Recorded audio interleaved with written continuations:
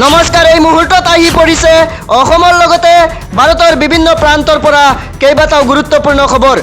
জনাই গৈছোঁ সন্ধিয়াৰ প্ৰথমটো ব্ৰেকিং নিউজ। পুনৰ খুলি দিয়া হৈছে দৈয়াং জলবিদ্যুৎ প্ৰকল্পৰ 3খনকৈ গেট। সামাজিক মাধ্যমৰ জৰিয়তে বিধায়ক বিশ্বজিৎ ফুকনে সদৰি কৰিছে এই কথা। লগতে কৈছে শংকিত হ'ব নালাগে, চিন্তাৰ কোনো কাৰণ নাই, সজাগ আৰু সাৱধানে থাকিবলৈ আহ্বান জনাইছে। পৰিস্থিতিৰ ওপৰত চৰকাৰে তীক্ষ্ণ দৃষ্টি ৰাখিছে বুলি কয় বিধায়কগৰাকীয়ে। জনাই গৈছোঁ সন্ধিয়াৰ আন এক গুৰুত্বপূৰ্ণ খবৰ। গুৱাহাটী মেডিকেল কলেজ হাস্পাতালত ভয়ংকৰ ঘটনা। ৰোগীৰ বিচনাৰ ওপৰতে খহি পৰিল অট্টালিকাৰ ছাদৰ এটা অংশ। পুৰণি বিল্ডিঙত থকা প্লাষ্টিক চাৰ্জাৰী বিভাগত এই ঘটনা সংঘটিত হৈছে। 17 নং বেডত চিকিৎসাধীন এটি শিশুৰ ওপৰতো পৰে এটা অংশ।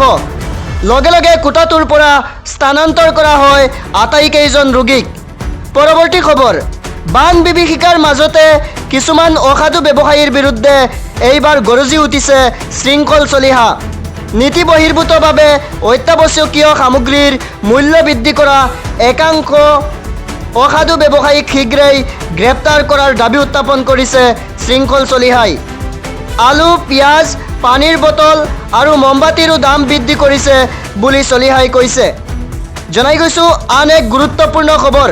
বানপীড়িতৰ বাবে 5 কোটি টকাৰ অনুদান আগবঢ়াইছে JSW গ্ৰুপৰ অধ্যক্ষ সজ্জন জিন্দালে। মুখ্যমন্ত্ৰী সাহায্য পুঁজিৰ জৰিয়তে আগবঢ়াইছে এই বৃহৎ অংকৰ ধনৰাশি। এনেদৰে মানৱতাৰ নিদৰ্শন দাঙি ধৰিছে এজনৰ পিছত আন এজনে। জনাই গৈছোঁ পৰৱৰ্তী বিগ ব্ৰেকিং। প্ৰাণৰ শিল্পী জুবিন গাৰ্গলৈ বিহু ৰত্ন বঁটা প্ৰদান। বিহু সংস্থা অসমৰ তৰফৰ পৰা জুবিনলৈ প্ৰদান কৰা হ'ব বিহু ৰত্ন বঁটা।